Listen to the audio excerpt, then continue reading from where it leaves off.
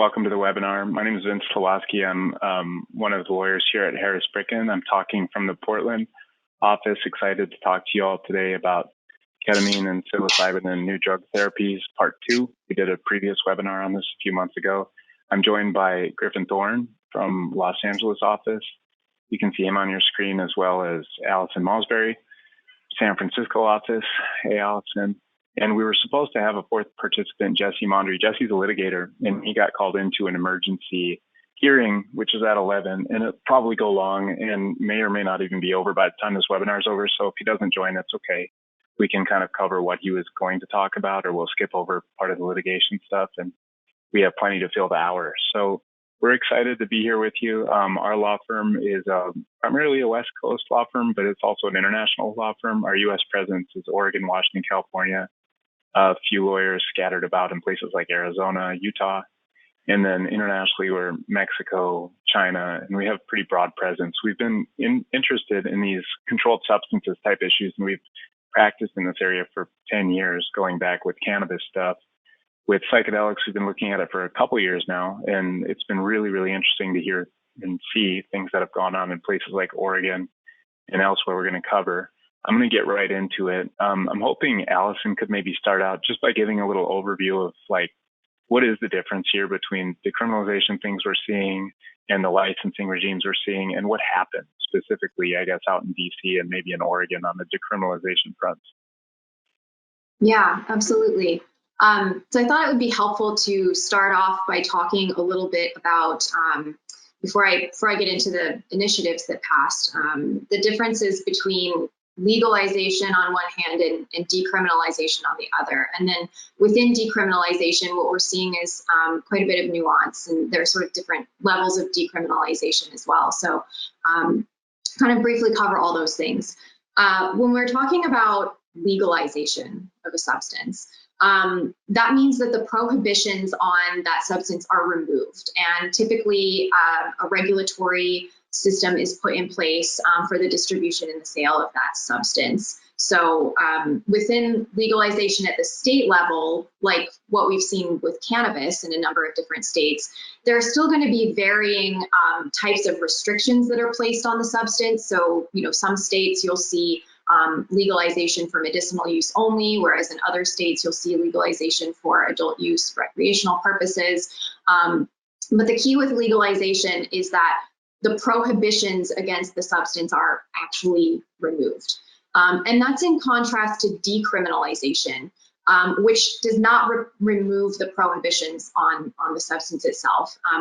A decriminalized substance remains illegal, but criminal penalties for the possession of that substance are, in some cases at least, removed. And they're often replaced with a civil penalty that's more akin to, a traffic violation. And the other key thing about decriminalization is that it does not provide for commercial activity around that substance. So what we're seeing now are sort of varying degrees of decriminalization, and I'll talk a little bit about what's happened recently in the most recent election, and then also what we've seen in some of the other local jurisdictions with respect to psilocybin decriminalization in particular. Voters in Oregon approved Measure 110, which decriminalizes the non-commercial possession of not just psilocybin and psychedelics, but of all controlled substances, which is a huge deal. I mean, that's a huge step forward in terms of drug policy reform. Non-commercial possession of any of these controlled substances will be no more than a Class E violation with a maximum fine of $100. And the measure establishes a drug addiction treatment and recovery program that is funded in part by the state's marijuana tax revenue and by state prison savings. So the important thing to note, though, is that individuals who manufacture or distribute controlled substances are still subject to criminal penalty in Oregon. Again, that's the distinction between legalization and decriminalization. There's still no mechanism for the commercial distribution and sale of substances. But again, criminal penalties replaced with civil penalties. So that's in contrast to the decriminalization that we saw in the recent election in Washington, D.C. So voters in Washington, D.C. approved Initiative 81, and they approved that with 76% of the vote. So it was, an overwhelming majority of folks approved this measure to decriminalize entheogens.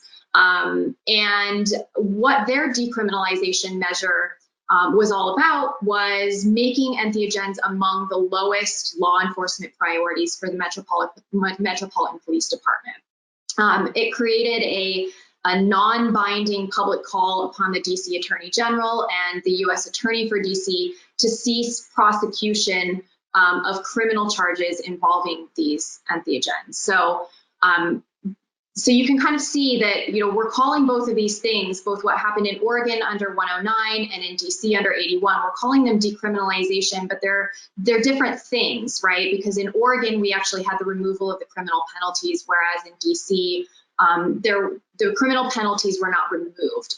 Their decriminalization measure was more about removing priority in prosecuting offenses related to entheogens and making it a very low law enforcement priority.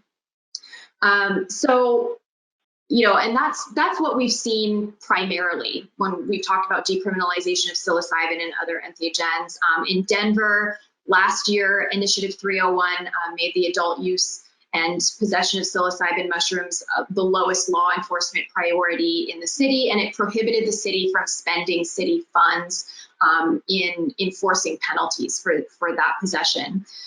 In Oakland as well, the city council voted to decriminalize entheogenic plants, and their resolution stated that, again, city money couldn't be used to assist in the enforcement of laws that were imposing criminal penalties for the use of entheogenic plants by adults. And they also said that investigating people for growing and buying and distributing, possessing those substances should be among the lowest law enforcement priorities for the Oakland Police Department. And then similarly, in both Ann Arbor and in the city of Santa Cruz, they have decriminalized psychedelic plants and also made them among the city's lowest level of law enforcement priority. So that kind of summarizes where we're at in terms of what we've seen for decriminalization for psychedelics and for psilocybin, entheogens. And hopefully that distinction is clear, right, between legalization of plants or substances and then decriminalization, and then the sort of different levels of decriminalization as well. And I think Griffen knows a little about this, but after decriminalization has occurred in certain jurisdictions, we still have seen arrests and some sort of law enforcement action. Is that right? Or could you talk a little bit about that, Griffen?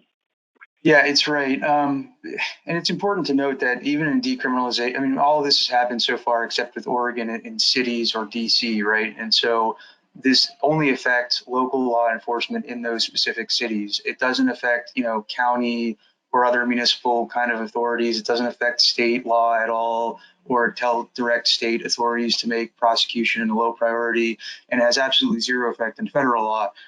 And, the first two cities to do this were Denver and Oakland.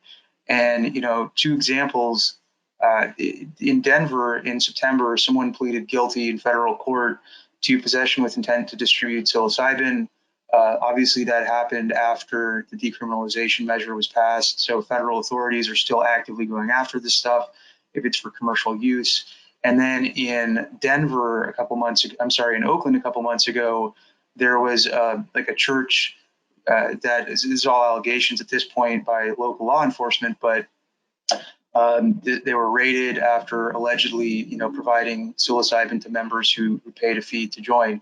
And that was raided, I believe, by local law enforcement, which is actually directed to make this stuff a low priority, right? So the message there is, A, it doesn't change law at all at different government levels, and B, commercial activity is by no means blessed by decriminalization measures. And so people who do that right now are in no different a position than they were before the government had adopted decriminalization. Yeah, that's an important point to add. And even further than that, I think it's important to note that even where jurisdictions decriminalize or legalize and license and all that, you still don't have defenses under federal enforcement priorities, right? So if the feds want to come in and you're sitting there 2 years from today with your Oregon psilocybin manufacturing license and you say, no, I'm allowed to do this in the state, that feds don't have to listen to whatever Oregon state law has. They're free to enforce the Federal Controlled Substances Act. So there's only so much states can do, I guess, with respect to decriminalization and with respect to legalization of psychedelic drugs. Thanks for that. That's really helpful, both of you guys. I'm going to talk a little bit now about what Measure 109 did in Oregon as contrasted with Measure 110. There's some confusion because they both passed at the same time. Like Allison said, Measure 110 decriminalized, right? It decriminalized all sorts of any drugs that are controlled substances, including psilocybin. Measure 109 was very specific to psilocybin, and it passed by a resounding margin. I would say 56% of voters approved it. And what they approved there is an actual licensing system where the state is going to have the first ever program where private citizens, companies, et cetera, can get licenses from the state to manufacture psilocybin, to open service centers for people to come in and consume psilocybin, and to run psilocybin operations as commercial activities, essentially. So Measure 109 just passed. We're now into what we call a development period, and it's going to be a 2-year development period where you ultimately won't see any licensed psilocybin therapy in Oregon, probably until sometime in 2023. That's when the first service centers are going to open. That's when the first citizens can walk in and undergo psilocybin therapy in an approved state regime. It's a pretty broad licensing and regulatory structure. The agency that's going to run Measure 109 is the Oregon Health Authority. The Oregon Health Authority is obviously the public health body of the state. They run the medical marijuana program, or did in the early days of Oregon. A lot of that's now gone over to a different agency, but it's going to have very broad powers under Measure 109 as drafted, assuming the legislature doesn't mess around with what the people approved at the ballot box too much, right? So what the OHA is going to get to do here, or going to have to do here, is regulate the manufacturing, delivery, and sale of psilocybin products and the provision of psilocybin services. So these psilocybin therapy sessions people are going to be having are going to be in licensed therapy centers. It's not going to be a thing where people can walk in, buy psilocybin or psilocybin compounds and take them home and use them. It actually has to happen at the space, and OHA is going to regulate all of that. OHA is going to issue licenses. They're going to renew licenses. They're going to suspend people who aren't acting in accordance with the rules and revoke the licenses like a typical licensing authority would do. They're going to be in charge of adopting rules, right? So Measure 109 it's a well-written and kind of classic ballot measure where it kind of sets up a structure. But after the structure, the agencies themselves have to implement rules through a rulemaking process. And they'll be extensive like they always are. They'll be subject to public input and comment like they always are. And then there are going to be civil penalties for violations too. And that's all also under the OHA purview. So a little bit more about these license types. 4 types. One is a manufacturer. That's a really broad license category. Unlike in the cannabis world, it covers both the production and the refinement of psilocybin products. So over in cannabis, if you're from one of these many states that have now legalized, you'll know that there are separate processor type licenses. One person over here grows the cannabis or psilocybin. One person over here with a different license processes it or refines it or compounds it.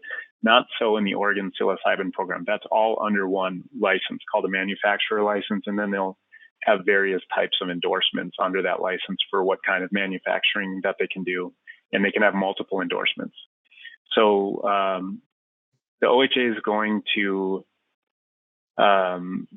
say that anybody, according to ballot measure anyway, can hold both this manufacturer license and a service center license, and they can be in the same location. So you're not limited to just owning one kind of a license type. Before the psilocybin goes to end use consumers or clients or patients or whatever you want to call them, though, it's got to be tested by a laboratory. That's another kind of license. Psilocybin products have to be tested and cleared by a lab. The OHA is going to have to write rules around what they're even going to be testing for. And it'll be interesting to see how that works. I've seen a lot of legitimate commentary that it's not even really possible to test organic psilocybin mushrooms, for example, all of the formal psilocybin testing to date, like over in the FDA world and such, has been designed to study and improve isolated compounds and not whole plants. So to the extent, a service center is offering whole plant treatments like mushroom stems and caps, and people want to consume psilocybin in that way, I'm not sure how that's going to be tested. That'll be one of many things that's worked out in this 2-year developmental period. And these labs have to be accredited by the Oregon Health Authority, which they have pretty strict accreditation standards. They run testing accreditation across all kinds of industries for all kinds of products that people consume. Okay, the next license type is a service center. The service center is the actual establishment where the clients walk in and they purchase and they consume and they experience the effects of psilocybin product under the supervision of a facilitator, a trained facilitator. And this license is going to be valid only for one specific location, right? Same with the manufacturers. If you get a license, it's tied to a physical space. Last class of licensing is this facilitator concept. And facilitators are the people that are inside the service centers. As I said, they're assisting clients. As I said, they are going to be talking with the clients both before, during, and after the client's consumption of psilocybin. So they have these so-called pre-consumption preparation sessions, and then they have the actual administration session in the service center, and then they have a post-consumption, quote-unquote, integration session. So it's really kind of a long process with the person that's actually consuming the psilocybin. These licenses aren't tied to specific locations, right? They're personal. They're like personal services license, like somebody gets a license to be a doctor or a nurse or a lawyer or whatever. You kind of carry it with you because it's a license to an individual human person. Facilitators are going to have to complete pretty extensive education and training courses, and that's another thing that's got to be rolled out by OHA in these next couple of years. And then they'll have to take a test, and they'll have to be approved by the OHA, and they'll have a professional code of conduct, which is yet to be written, et cetera, et cetera. So it's going to be pretty comprehensive. And I noted that in the measure, there's no real underlying requirement beyond that, meaning you don't have to have an MD behind your name to be a facilitator or a DO or even a nurse or anything. I think all you have to have is a high school diploma and a lot of formal training under the OHA. So those are kind of the license types. Last thing I should probably talk about is residency and ownership requirements, because they're in there. I've never liked residency or ownership requirements at all. I think it gets pretty messy. We've seen that in the cannabis space, but it helps things sell, and it makes there are arguments for and against it. Maybe we won't get into them here, but I'll just tell you what they are. They're 2 years for facilitators. So those are the people I just mentioned. You have to be an Oregon resident for 2 years prior to having a license to facilitate psilocybin treatment for clients. You also have to have 2 years if you are going to own at least 50% of any of these license types, meaning manufacturer, service center, and facilitators. Now, note that this residency requirement sunsets. It only occurs for the first 2 years of licensing implementation, which will be 2023, 2024, and it sunsets in 2025. And after that, it'll be kind of a wide open, or it's contemplated to be a wide open, no residency restrictions type of program. We'll see if all that sticks. There's the tendency by legislatures to kind of mess around with ballot measures on things like this. We saw that in cannabis. They're going to have a couple of years to sort of think about it and look at it. And maybe they won't do anything for the first year, but I'm just telling you kind of how it's set up now, and that you need to continue to watch and see what Oregon does as it implements this stuff into statutes and then administrative rules. And then the last thing I should really note is that individual people, investors, financial interest holders, whatever you want to call them, cannot have a financial interest in more than one manufacturer or more than 5 service centers. So it's kind of gets away from this sort of market dominance, big pharma type paradigm. It's going to be a dispersed kind of small businessy vibe, I would say, as far as how much you're allowed to own or be financially tied to this industry, at least to start. And the last thing, of course, is there are going to be criminal background checks and things like that, fingerprinting, et cetera, for people who want to have financial interest in any of these businesses. So that's like high level 109 stuff. Like I said, these next 2 years will be very interesting when OHA convenes a council appointed by the governor, and they have all these conversations and they develop essentially this program, and maybe they talk to federal agencies and officials sometimes in that time, because the Oregon program is totally in conflict with federal law as to the Federal Controlled Substances Act and how psilocybin works. But that's kind of where we're at today, and it's an exciting time. Before we move over now into FDA world, we've sort of covered decriminalization. We've sort of covered what a licensing regime could look like here in Oregon. And then I want to talk about sort of other ways that people can use psilocybin drugs outside of even those two contexts. There's one really interesting exemption that Griffen Thorne knows a lot about for religious use. Griffen, do you think it would be a good time to get into that? And can you kind of explain, I guess, the history of religious use and where we're all the way through where we're at today with that stuff? Sure. It's a long history, but it goes back to the origins of the Controlled Substances Act. I mean, people have been using psychedelic plants for religious and sacramental purposes for a long time all over the world. And when the Controlled Substances Act was passed, obviously that infringes certain people's religious abilities to use those rights. And so right off the bat in the 1970s, and there's some stuff that happened before the Controlled Substances Act was passed, but just for the purposes of getting through it, I won't get into that.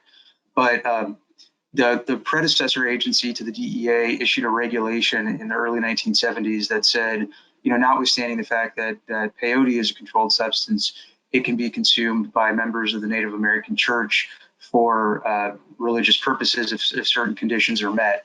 And a couple of years later, the Department of Justice issued a memorandum. I've written about this extensively on our website, and you can find the memorandum there, which basically broke down that regulation and upheld the fact that it was legally valid under the First Amendment's right to religious, the religious parts of the First Amendment, free exercise clause and entanglement issues. And, a couple decades later in 1990, there was actually a big case in Oregon, of all places, where a couple people had been consuming peyote for religious purposes. I don't know whether they were members of the Native American Church, but in any event, they were let go from their jobs, applied for unemployment benefits, and were denied because they had been let go for engaging in conduct that violated local criminal laws in Oregon. And the state actually fought it up to the Supreme Court at least once, maybe twice in that same case, which is sort of an interesting side note. Now Oregon's the first state to legalize psilocybin. But the outcome of that case was pretty negative for religious use of psychedelics. The Supreme Court held that, we have this general criminal law in Oregon. It's called the law of general applicability. And because in certain contexts, as applied to these people's religious liberties, it would violate those liberties, but we're not going to really do anything and overturn this criminal law on their behalf. And that decision was like momentous in religious liberty circles, because people said, well, wait a second, this can apply not just to like psychedelic use, but to all kinds of religious liberties issues. And that spawned the passage of another law called the RFRA, Religious Freedom Restoration Act, in '93, which for all intents and purposes held that, if you even have a law of general applicability, like a general criminal statute, if as applied to a specific religious liberty, it would infringe that religious liberty and impose like a substantial burden on it, which is the language they use in that law, then it may not be upheld if certain circumstances are met. It's sort of a competing interest test and things that I won't get into on this call. So going forward a couple decades again, to 2000, just a decade, I guess, to 2006, the Supreme Court heard yet another case involving psychedelics, Gonzalez versus Ocentro. And the decision was penned by Chief Justice Roberts, who is conservative, but I believe it was actually a unanimous decision, and a pretty good one too. Basically, a group had been importing ayahuasca into the United States, which is a psychedelic plant from South America, and had been using it for sacramental purposes. They were, I think, arrested or raided by the DEA and had fought that up to the Supreme Court, which sided with the religious group and said, hey, we think the government has burdened your right to religious liberties here. Obviously, the DEA can impose certain restrictions on how you use this stuff, but they just can't not allow you to use it. And so in the wake of that case, a lot of groups started petitioning the DEA for exemptions to the Controlled Substances Act. And there's a mechanism to seek certain exemptions. And eventually the DEA published a couple-page document, I think it was 2009, and you can find it on their website today. It's been amended a couple times. You just search for, DEA religious exemptions. And that document guides people on what to do to apply for a religious exemption to the Controlled Substances Act. It says, among other things, you have to submit evidence that you have like a legitimate religious belief, that is sincerely held, and why you want to use this controlled substance. That language, those factors were part of the Gonzalez decision from 2006. All of this has to be submitted under penalty of perjury. People have to identify where they want to use the controlled substance, like still have to comply with laws regarding like storage and things like that. And so this is kind of an issue because you have to tell the feds like where you want to use this stuff. So a lot of people have been very skeptical about doing it. There's been a lot of challenge and pushback against this guidance document because it was not adopted through formal regulatory processes like it should have been. And people are obviously hesitant to give DEA that kind of information when they could simply come and raid them for doing this, right? And so there's been a few lawsuits over the last couple of years about this. Most recently, a lawsuit was filed earlier this year in Northern California by a group called Arizona Yage Assembly. That case is actually ongoing. There's some sort of big motions, which they kind of lost some procedural grounds for venue issues a few months ago. But interestingly enough, in that case, the DEA is a party and provided a declaration by someone higher up within the agency that said, hey, we're actually working on regulations. Like that guidance document was being challenged because it in part hadn't been adopted through regulations. And the DEA said, we're working on regulations. Of course, didn't give a time frame like when they would come out, what they would say, or anything like that. But I think it's an interesting footnote in that case that in the near future, or sometime in the future potentially, the DEA could initiate a regulatory process for how religious groups could apply for exemptions. But almost no matter what DEA does, it's going to be subject to challenge. And it's an interesting issue where you have very conservative groups who may support people's right to take, psychedelics. I mean, you had a conservative majority court in favor of them in 2006 in the Ocentro case. And, similar issues here. We have now, I think a 6-3 majority conservative on the Supreme Court, where we have newly appointed justices who are very in favor of religious liberties. And I think if this issue is teed up when the DEA eventually does create regulations, the DEA may very well lose if they impose any kind of burden on people's ability to do this stuff. So very interesting to see how this is going to shake out over the next couple of years. Thanks. That's a great summary. Appreciate it. And so we've talked a little bit about the whole continuum now, right? We've talked about decriminalization through state licensing and then an exception for religious use. There's one other exception I want to cover really briefly, and it's probably more limited than what Griffen just talked about. It's this sort of so-called right to try concept. We've written a little bit about it on the blog and just studied it a little bit. But what it is it's a program. It's now a federal statute, actually, a federal law that was signed in 2018 by Donald Trump, and it allows people who are terminally ill to try experimental drug procedures and treatments if they meet certain criteria, meaning if the drugs meet certain criteria. And the drugs have to be they have to have completed an FDA-approved phase 1 clinical trial, and they have to also be in an active clinical trial intended to form the basis of an application for a drug approval. So it's basically, it allows terminally ill people to try FDA pipeline drugs, in short, that haven't yet been approved.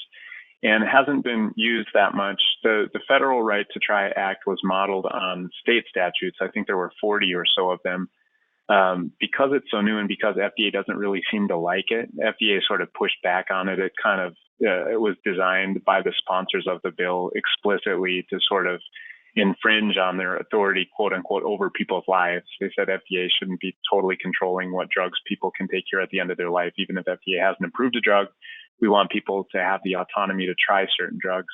So FDA seems to have been dragging its feet and sort of slow walking it. And there's not a lot of data out there about how many times this has even worked where somebody's gone through the right to try approval process and received the drug from some company that is in the approval phase with FDA's blessing. It might be literally a dozen or fewer times at this point. And FDA is kind of slowly putting things together. And the most recent thing was this fall, they put together a sort of how-to on publishing results and publishing information about people who have been provided these drugs by the by the drug company FDA applicants who are insulated from liability, by the way. But it's just kind of a new sort of, I guess, exception to the Federal Controlled Substances Act, which totally disallows people using these Schedule I drugs unless they have something like what Griffen was talking about possibly, or unless they're doing it only in accordance with state law. But again, that doesn't get you around the federal law issue.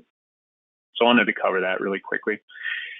Then, before we do a deep dive into sort of FDA world and where a few of the drugs are at, I wanted to talk a little bit about, we get questions about market opportunities, VC going into the space, stuff like that. I'm hopeful Allison can kind of catch us up on what's even possible at this point, given kind of the state of what we've said is going on with psychedelics and people who want to invest in psilocybin or invest in some sort of new drug therapy. Sure.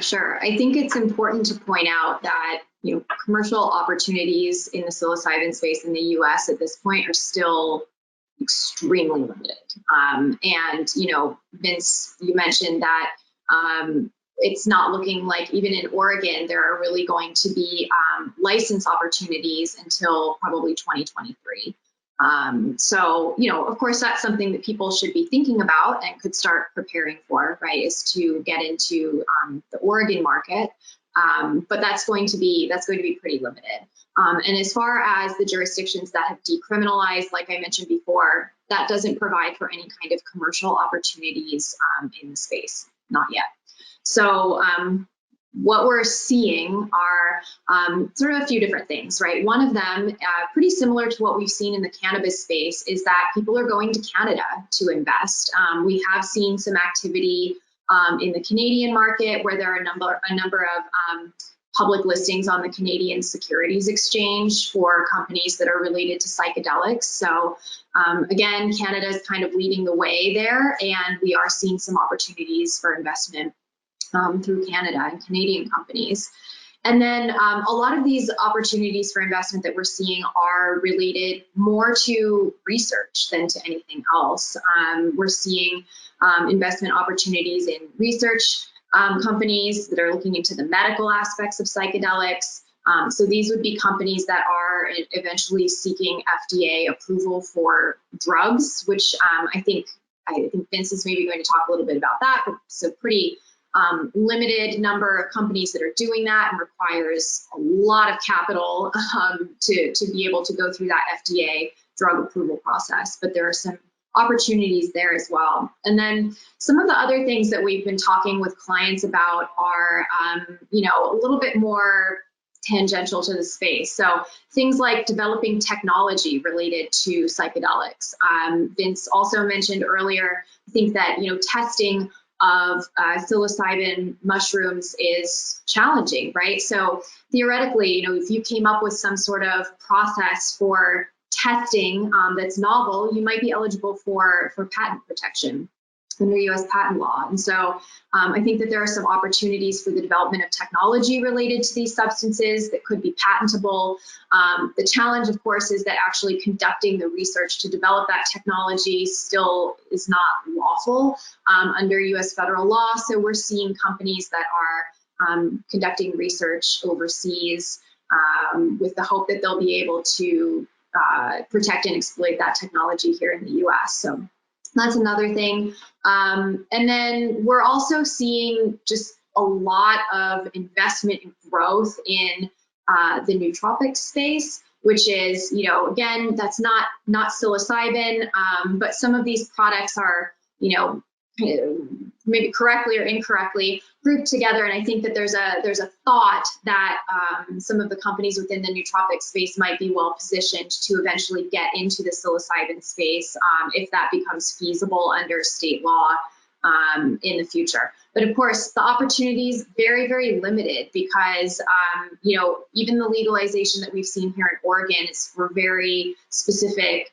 therapeutic purposes. There's still no opportunities for commercialized psilocybin or psychedelic products for recreational purposes. Thanks. And I know you're an intellectual property expert in particular, and we're getting a few questions about branding and marketing things already. And I understand you said that people are developing testing and things. I understand that's patent world. What are the IP type availabilities in the space, or what can people lock down now, if anything, if there's not a commercial market? How does that work? Mm-hmm.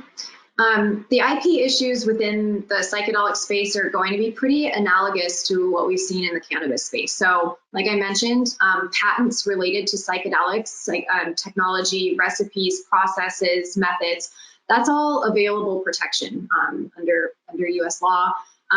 Where I think we're going to see some challenges is with trademark law, just like we've seen with cannabis.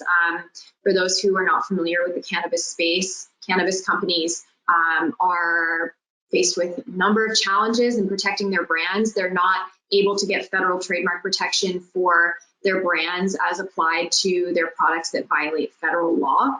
The USPTO has a lawful use in commerce requirement for qualifying for trademark protection. So what that means is that if you have a brand name that you are looking to use on a substance that violates federal law, that brand name is not going to be eligible for trademark protection. So I think we're going to see similar issues in the psychedelic space. A little bit of nuance, though, it really depends on what type of psychedelic product we're talking about. So, for example, I mentioned that there has been a lot of research happening, right, and a push to get some of these products approved by the FDA as drugs. To the extent that a company is able to get a product approved as a drug by the FDA, that product would be removed from Schedule 1 of the Controlled Substances Act, and it would become eligible for federal trademark protection because it would be considered lawful under federal law. So an example of that is Epidiolex, which is a cannabis-derived CBD-based drug that's owned by GW Pharma, and they own a trademark for Epidiolex. So to the extent that you have products that are approved by the FDA, those would be eligible for trademark protection. But to the extent that you're selling products under a state-regulated system while those products still violate federal law, you're going to struggle to get trademark protection. At the federal level, maybe you get it at the state level. Yeah, sure. So yeah, and that's one of the strategies that cannabis companies have been employing for years, is to apply for state trademark protection. So how that will play out will depend on each state's regulations. Here in California, for cannabis companies, it was actually even a struggle to get trademark protection initially at the state level, and it required a change in policy from our Secretary of State to allow for those types of registrations. So, we might see some hurdles at the state level, but I think that that's going to be a big part of the strategy for companies that are getting into the space would be to pursue trademark protection at the state level. And then the other piece of the strategy, again, it's very analogous to cannabis because of that federal state disconnect in terms of legality. But the other strategy that we're seeing is for companies to apply to protect ancillary goods and services. So, to the extent that you are a psychedelics or psilocybin company that's providing other products that don't violate federal law, you could probably qualify for trademark protection for those products. And that's actually one reason why I think that a lot of nootropics companies are seeing themselves as well positioned to get into the space, is because right now they're able to sell these products that are legal under federal law. They're able to develop a brand. They're able to protect that brand under federal trademark law. And then there may be opportunities for them to then expand that brand down the line into these other products as they become legal. I have one point on that. Go ahead. Just to add something, I know Allison mentioned that if the FDA approves a drug containing psilocybin, that it would result in rescheduling. But just to sort of clarify, that doesn't mean psilocybin as a whole would be rescheduled. It just means that specific drug would be dropped into a lower schedule, probably 2 or 3. Right. And when Epidiolex, when that was added to Schedule 5, which is the lowest schedule, hemp and marijuana at that time were still on Schedule 1. So it doesn't give carte blanche to like the whole industry to go get trademarks, just to the specific company that has the approval to use it. And so it still is only helpful to one company. So it's going to take a lot more than that to open up federal trademarks for just the whole industry when it exists. That's helpful. Okay, yeah, thanks, guys. And we've been sort of dancing around FDA. Maybe I should talk about that at this point a little bit. FDA is one of the gorillas in the room when you talk about these controlled substances, because FDA, in addition to approving certain drugs, also advises DEA, one of the other big players, on keeping these drugs scheduled, or rescheduling them, or whatever we want to do with them, as Griffen just sort of explained. What's going on with FDA right now? Well, there's a couple of things in the pipeline. There's 2 psilocybin drugs, and it's kind of important to know before even talking about them that FDA seems in favor of psilocybin therapies. They've given psilocybin a quote-unquote breakthrough therapy status, and that's sort of a fast-track approvals process with extensive guidance by FDA, and they've given it as related to 2 applications here. The first one that you hear the most about probably is this Compass Pathways outfit and their drug. It's a psilocybin drug coupled with a talk therapy regime for treatment-resistant depression. Again, this is a lab-synthesized psilocybin. It's really a different compound than what people would get outside the FDA regime in a place like Oregon, where people are growing mushrooms and perhaps compounding them in various ways or not. There's a very specific formulation that's in this FDA trial.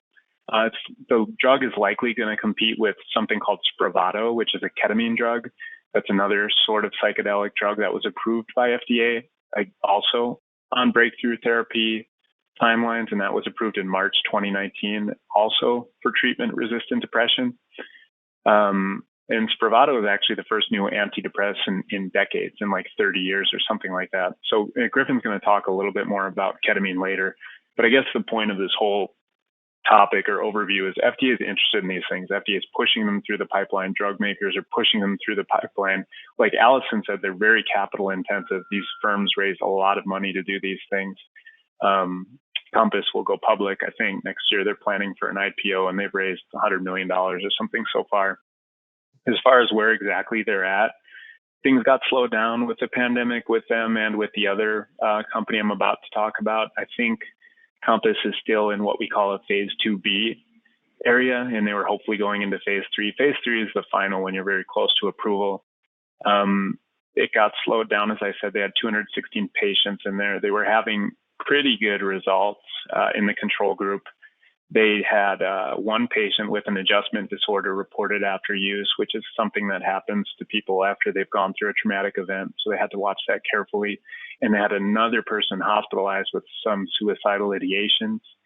As was said, not long after going through the therapy, so they have to sort out like how closely that was tied to the actual therapy that the person undertook.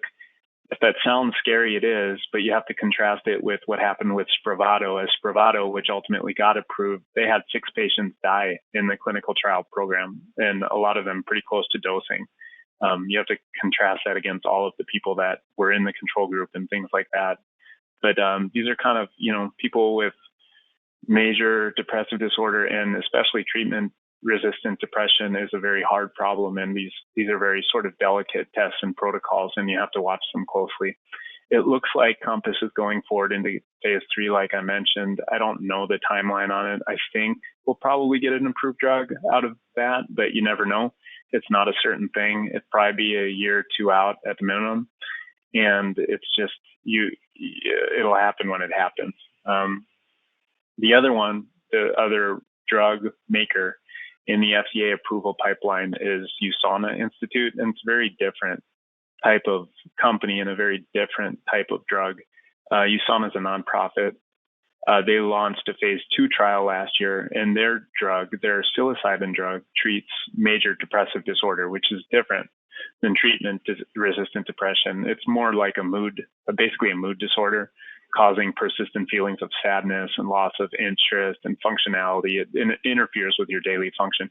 Treatment-resistant depression is defined various ways, but it's generally, if I were to be really simple about it, a lot more severe. You cannot fix it with anything. Electroconvulsive therapy, talk therapy, nothing.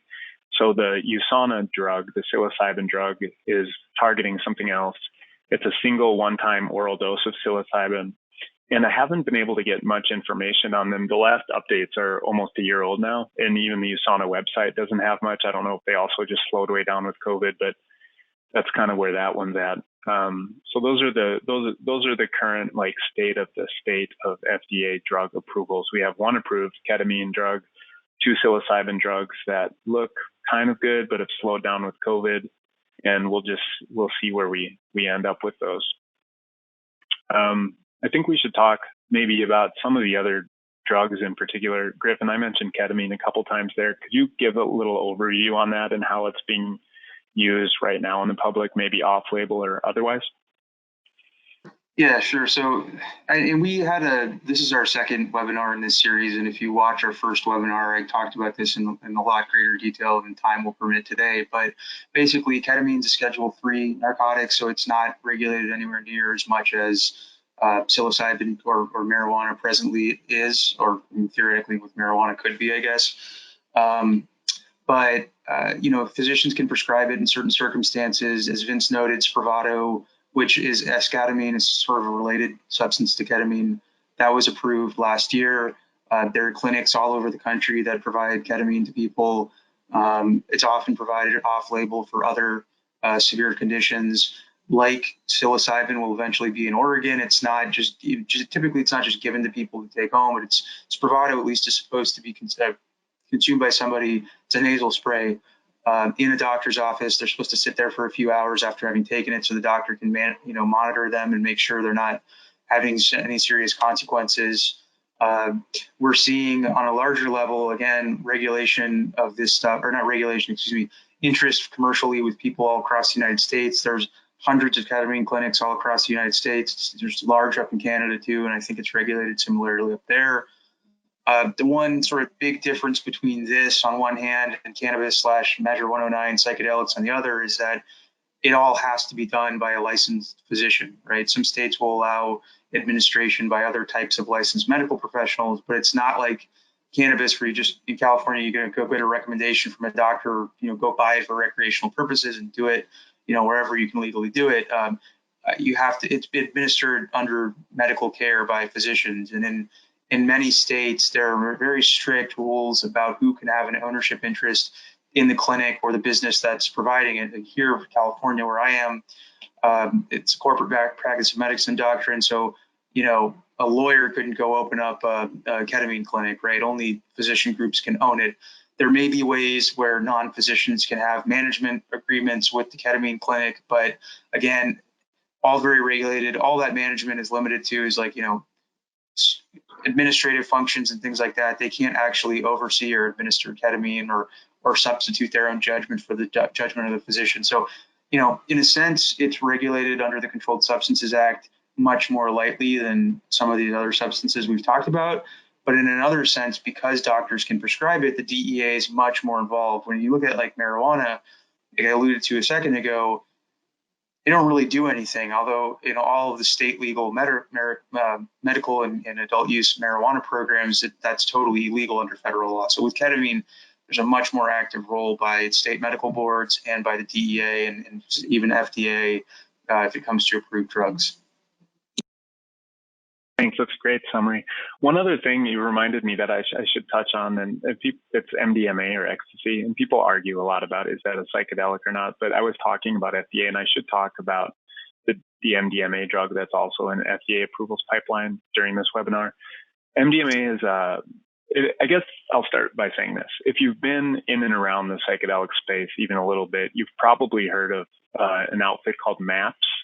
MAPS is an acronym for the Multidisciplinary Association of Psychedelic Studies. It's a research nonprofit, and it was actually founded directly in response to DEA scheduling ecstasy or MDMA in, I think, 1986 as a controlled substance under Schedule 1 of the Controlled Substances Act. So, they did that over opposition. DEA did that scheduling over opposition by MAPS and a lot of other psychiatry, psychology, medical trade groups and organizations and doctors. And MAPS said, we think DEA did this wrong. We fought you schedule it anyway. What we're going to do is go through your process and start researching it and get your licenses and prove to you that this drug actually has medical use. And they did. And they've, it's been slow and steady with MAPS. They got the license to possess some MDMA way back in 1994. That's when they did a phase 1. Fast forward all these years to 2017 when MDMA, like psilocybin, did get breakthrough therapy status at FDA, which is a huge deal. MAPS has been moving ahead all the while. They just actually announced a raise. They raised money for the first time, or real money for the first time, I should say, which is very interesting to me. They raised $30 million and they're ready to move into phase 3 now. So they're pretty far along. The difference in the treatment target here is that they aren't treating depression. They're not treating treatment-resistant depression or major depressive disorder, anything really on that spectrum. What they're targeting with the drug here is PTSD, post-traumatic stress disorder. And the results have been incredibly promising. And this one, if I had to pick one of the FDA drugs we've been talking about during this webinar, this one is seems the most clear right now and the furthest ahead and the most likely to go through. Again, radically different model. MAPS is a nonprofit, and it's really sort of a cause-oriented and neat organization to read up on if anybody's interested. So that's the high level there for everything that I know about in the FDA pipeline. I think we have to think about how we want to deal with the rest of this webinar and all the questions we're getting and all the topics we could cover. There's one drug that we sometimes talk about that's not a psychedelic drug, but is kind of grouped in with these a lot because of its treatment by DEA and FDA, and that drug is kratom. Griffen, could you talk a little bit about that? I think it might be beneficial for the audience. Yeah, so kratom is another plant substance that comes from Southeast Asia, and people have used it for various reasons over the last few years. It was the DEA. I mean, a lot of people have claimed that it helps remove or get off of opioids, and so there's some beneficial evidence to that. The other side of the spectrum, people claim it's unsafe, and of course, DEA went with that group and tried to schedule it a couple of years ago. That didn't end up working out, so they just listed as a drug of concern on their website, sort of like salvia, which is another drug of concern. It's just presently not scheduled at all by the DEA, which means a lot of what we've been talking about just doesn't apply to it. But that said, that doesn't end things, right? The FDA always has the ability to sort of come in when it comes to anything people put in their bodies, and they have over the last few years ordered seizures of this stuff a lot. If you Google FDA kratom, you can see their opinion. They think it's unsafe and unhealthy. And so they've played a much more active role in going after this. It's all like people sometimes will analogize this to how they've acted with CBD.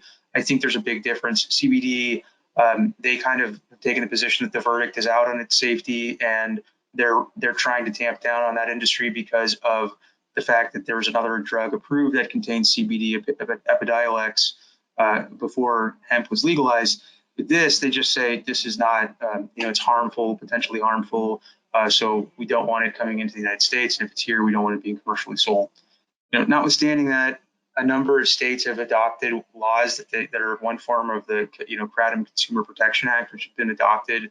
I think in Arizona, Oregon tried to adopt it recently. Other states have adopted it, and that provides some protections for people and businesses involved in the industry. But again, the FDA still sort of can supersede that with its own authority. So it's interesting. I mean, there's places where there's kratom dispensaries. People can buy it online, and some states are more okay with it. But the FDA is really sort of taking a position against it for now. Thanks. That's a good summary. So I'm going to ask you guys to get out your crystal balls. I'm getting a bunch of questions of the nature of what's going to happen next. Allison, I don't know if you have thoughts on this, or maybe Griffen. Do you think any states will follow Oregon's footsteps when it comes to legislature or legalization? I think that might mean with respect to federally scheduled drugs. Are there any other places in the world on the horizon with changes like this? Do you guys have any thoughts on that, either of you? Yeah, I can talk a little bit about my thoughts in the U.S. I think that what happened in the last election cycle is just signaling that, we are on a good path forward in terms of drug policy reform. I think that we saw that there is sort of bipartisan support for drug policy reform. We saw some really red states like Mississippi and South Dakota that legalized marijuana.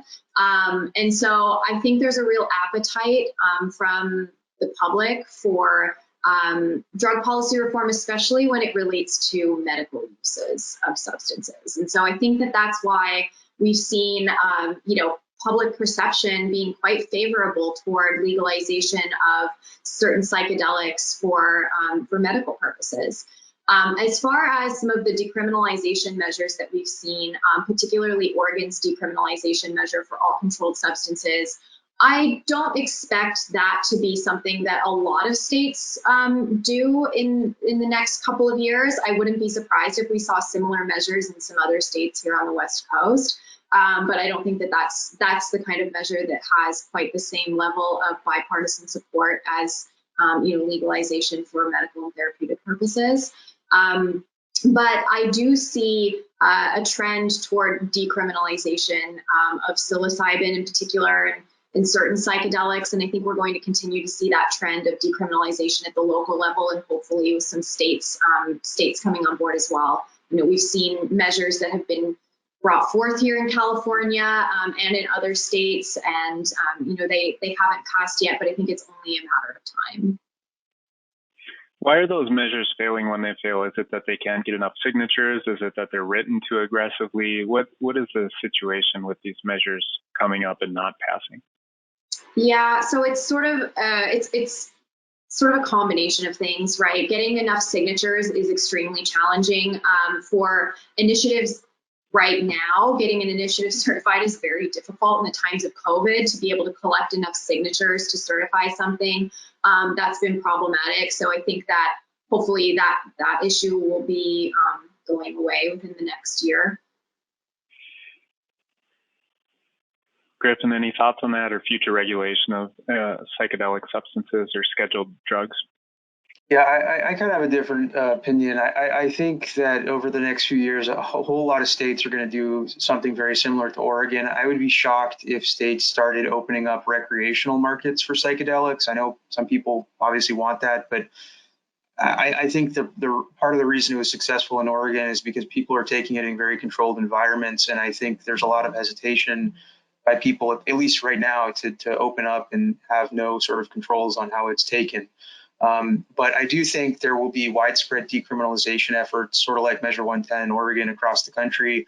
Eventually, it might take a decade or so. I do think it'll be sort of a norm because everywhere, I mean, even very conservative people are starting to take the approach that people shouldn't necessarily be locked up for, possessing or using a small amount of any substance. And the alternatives are, treatment, education, things like that. It's money that's much better spent than putting people behind bars. And so I right now, as we sit here today in 2020, I think in the very liberal states, those measures will start to pass quickly. But in the next 10, 15 years, I think it will be a trend all across the United States. Yeah. Yep. So it's good perspective. Okay, guys, we're coming up on the hour. I want to answer a couple quick wrap-up questions. How do I listen to part one of this webinar? You can just Google it. I'm not going to read you the whole extremely long URL, but just Google Harris Bricken new drug therapies or something like that, the title of this webinar, and it'll be part one. You guys can keep up on this stuff with us because we write about it constantly. We publish on our blog literally every single day, and a lot of that's cannabis, but we seem to have a psychedelic post every week these days, and we like this stuff, and we're going to keep up on it, especially as it rolls out in the various jurisdictions where we have lawyers. You can watch this webinar replay in a week or so. We usually get them up on our blog a week or two after they're kind of finalized and recorded, so that'll be available. And going forward, if you have questions, we're available. You can Google us. You can find us at Harris Bricken on the website. You can reach out to us with questions over email. We like to talk to people. We like to schedule consult calls and see if we can help you, if working together is going to be a good fit. And we just think this is an incredibly exciting paradigm and time early in the psychedelics experiment across the U.S. So thanks for joining us. Appreciate it. I'm going to sign off for now. Take care.